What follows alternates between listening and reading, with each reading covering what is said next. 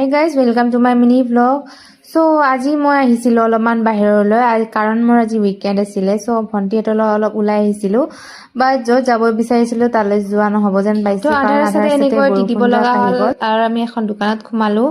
বৰষুণ যাক ইফালে ঘৰৰ পৰা ছাতি আনানে দোকানৰ পৰা এটা ছাতি কিনি ললো আৰু আমি তিনিটাই এনেকৈ ছাতিত সোমাই কেনে এখন বাছত উঠিলো তো এনেকে টিটি মিলি আমি এখন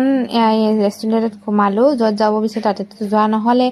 তো এনেকে এখন ৰেষ্টুৰেণ্টত সোমালো তো আমি অৰ্ডাৰ কৰিলো ইয়াতে খানা তাৰ পিছত আমি অৰ্ডাৰ কৰিছিলো মটৰ পনীৰ তো এতিয়া আমি মটৰ পনীৰৰ ওপৰত কনসেন্ট্ৰেট কৰি ইয়াতে মটৰ পনীৰ সোৱাদ লৈ আছো তো